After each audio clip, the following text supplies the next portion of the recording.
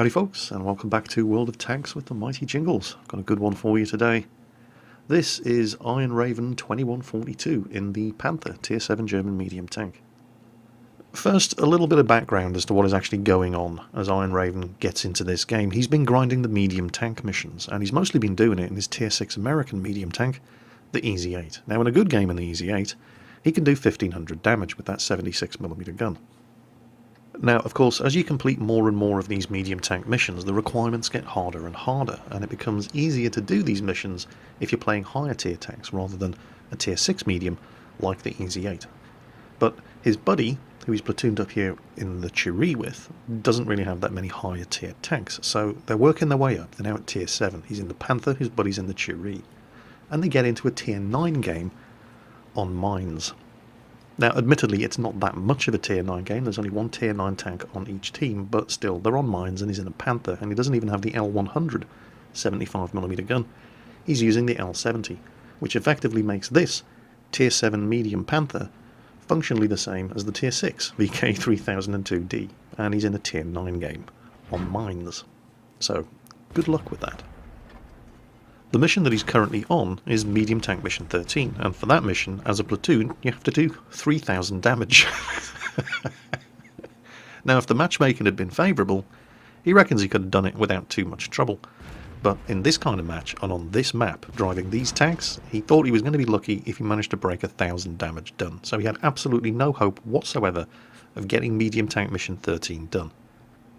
Oh, and the secondary conditions for this mission are that the entire platoon has to be in the top 5 players on the team by experience earned. So, yeah. He didn't really have much hope of completing this mission, and he just wanted to get in here, do as much damage as he could, and then take his chances with a matchmaker in the next match, and then suddenly things started to look up. That T-69 is now reloading, he's just fired his last shot. Okay. Have a look at that VK3002D. He's making a run for it. One shot, sets him on fire, and, well, there's 1000 damage. They might actually be in with a chance here. They've got themselves into a good position. That T-21 is not looking very clever at all. I mean, he's doomed. It's just a question of who can get the kill and who can get the damage done. And that would be Iron Raven. The team have taken the hill. This is encounter mode, of course, so the flag is actually up there in the town on the other side of the hill, but they've got a very, very, very, very strong position here. And they set him on fire as well. I think we can easily say he's done his 1500 damage share of the 3000 damage that the platoon needs to do in this game already. And the game's barely started, so suddenly he's actually got something worth playing for here. Some hyper-aggressive play from his team here, and now there's the enemy Tier 9, the T-54. His first shot goes in. Doesn't have so much success with the remaining shots, and the T-50, well, he's got the T-54's attention, and there we go, he's taking a hit. But the awful Panther rams him, derps him with probably high explosive anti-tank ammo from the 105mm howitzer, and now this T-54's just getting swarmed. He's trying to fall back. He accidentally hit the Tiger II on the way past there, but there we go, the T-54's gone, and it was his buddy in the Chiri who finished him off. Enemy Tiger II up there. Doesn't have much of a shot at him. And the enemy are pretty much all now forced. I mean, their team, hyper-aggressive play here, and they've just swarmed the map, and they've forced the enemy all back into the cap circle. Of course, that doesn't mean this is going to be easy, because, well, look at the kind of tanks that they have left. It's pretty much all the Tier 8 heavies, and there are some strong tanks there. T-32s, IS-3s, hell, even the Black Prince is a tough nut to crack if you're packing the 75mm L70 gun. It only has 150mm of penetration. Now, there's a T-32 and an IS-3 up there who are going to be tough nuts to crack, so he switches to APCR and starts going for engine shots on the IS-3, and sets him on fire, and the IS-3 instantly extinguishes it. Now, that, to me, looked like a very, very expensive 20,000 credit premium automatic fire extinguisher, and yep, didn't do him any good, did it? Delayed the inevitable by about 2 seconds. Moves up, taking advantage of the death of the IS-3. Unfortunately, suddenly the Tiger II pulls back from the Tiger II, exposes just a little bit too much of the rear of the tank, Somebody gets a hit in. Oh, hello, a T-49. Now, because he's not using the L100 gun, he's using the L70, he has a much faster rate of fire, so he's able to do more damage with the inferior gun at the right target, like the T-49, which the L70 is always going to penetrate. It only has 150mm of penetration compared to the L100's 198mm, but at the right kind of target like that, the T-49 or the side of a T-32, the L70 actually ends up doing more damage because you can fire more often.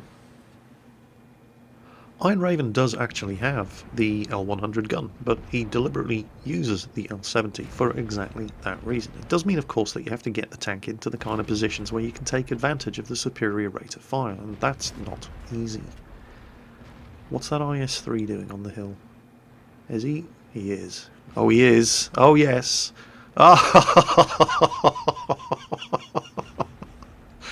Go on, my son. Oh, you absolute rock star. Yeah, that T-32 is not feeling very clever now, is he? And he's got him. Nice move from the IS-3. Oh, I do love it when people... I like to see people having fun playing World of Tanks like that. And now, of course, Black Prince and T-32 are all they have left, and with the Black Prince distracted by the IS-3 in front of him, it's just party time for the L-70 gun and the Panther, shooting into the side of his turret. Shot after shot after shot after shot. Lots of lovely damage. Black Prince has finally realised it's not actually the IS-3 who's killing him. He turns his turret around, and that, of course, gives the IS-3 the opportunity to plant one into him, and Iron Raven gets the killing blow. So that was nice, and most unexpected. So, did they complete the mission? I don't know why I'm bothering trying to instill some sort of false sense of suspense here. You know they've completed the primary mission. With the amount of damage that Iron Raven alone ended up doing in this game, they've done the 3,000 damage as a platoon. But here's the thing. The primary and secondary objectives in Medium Tank Mission 13, if you are top of the tier as far as the matchmaking is concerned, if this had been a tier 7 game, it's easier to get the primary mission objective done, do 3,000 damage. But the secondary mission objective of have both tanks in the platoon be in the top 5 on experience earned is more difficult to do because everybody you're shooting at is either the same tier or lower than you. So in a tier 9 match like this, it's easier to get the secondary objective done because everybody you're shooting at is higher tier than you.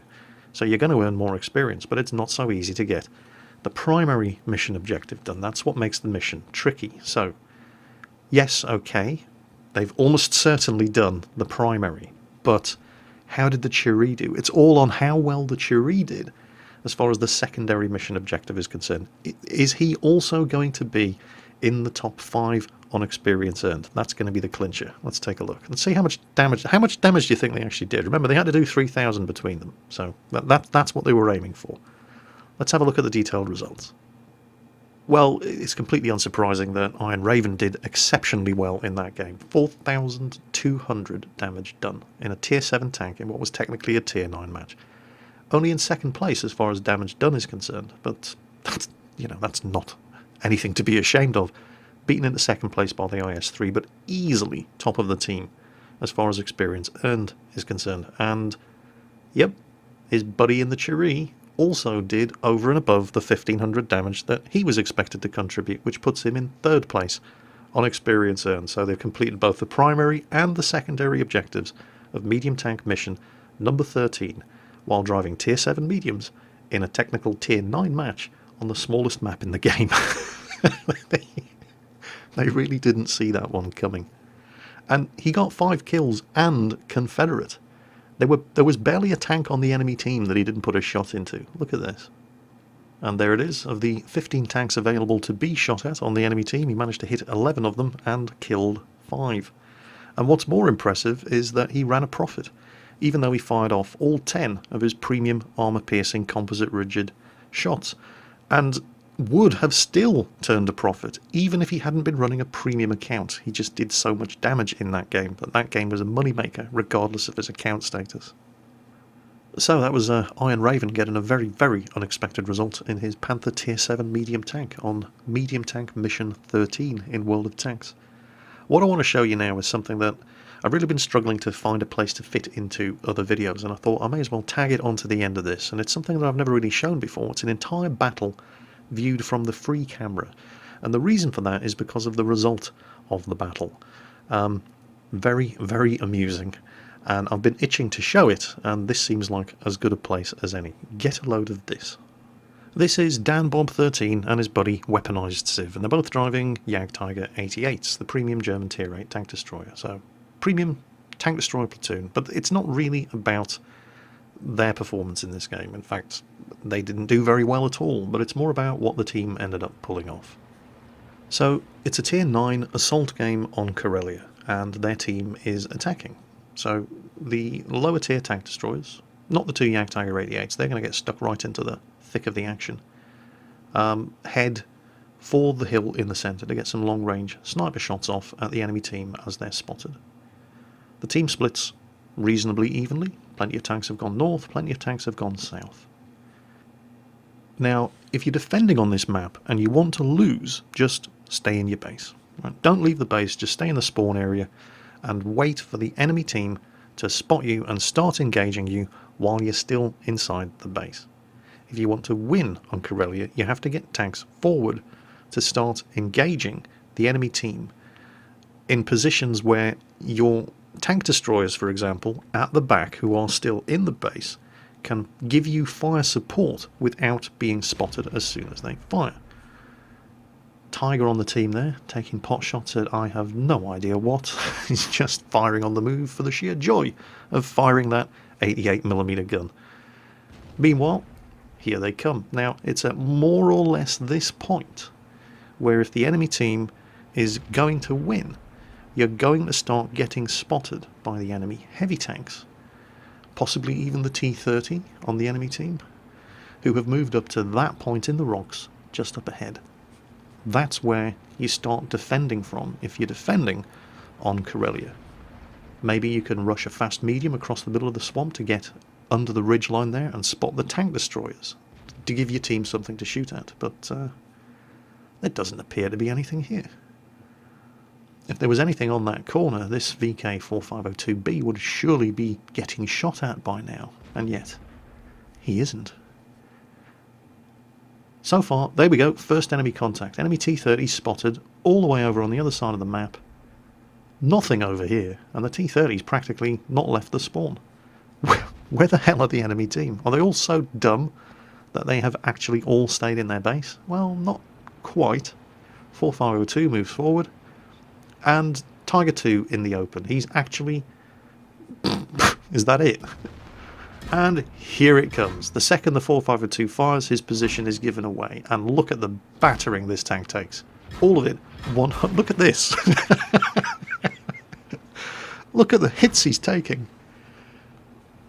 He can't see who's shooting at him, so he moves forward. And there they are. Look at them all. I don't know what's more amusing, the fact that not one of them, other than that Tiger 2, have bothered leaving their base, or the fact that they're all shooting at the front of a Tier 9 VK4502B and doing no... Well, it's not surprising that they're doing no damage. It's the front of a VK4502B. Look at the amount of hits this guy takes. And of course now he's spotting. The Jagdtiger 88's behind him. It's just party time for them. As every one of these guys fires their gun completely harmlessly at the front of this VK, they're giving their positions away. So the tank destroyers behind them is just, yeah, free damage. If these defenders had been smart enough to move just one tank up to that corner to stop that 4502 from getting as far forward as he had, then this would have been a very, very different result. What's happening now is the 4502 is so far forward that he still can't immediately spot all of these tanks, but the second they fire, they're giving their position away. And the 4502 is lighting them up as they fire their guns to all of those Jagdtigers behind him, and the Jagdtigers just carving them up. Look, it's carnage. Look at this. These guys can't see the Jagdtigers. They're too far back, so all they can actually shoot at is the 4502, but it's a 4502. So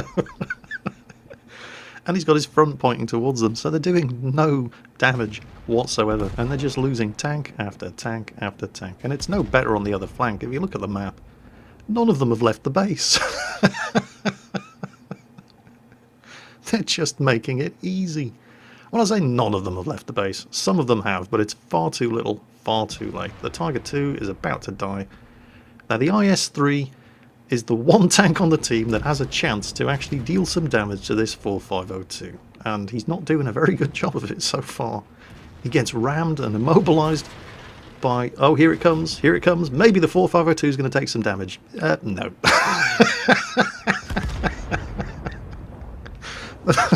The 4502 couldn't even damage himself.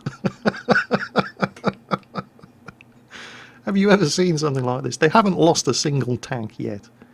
I'm not even sure. Oh wait, mate, they have managed to do some damage. That IS-3 has taken a hit. Hooray. This is absolute carnage. It's just...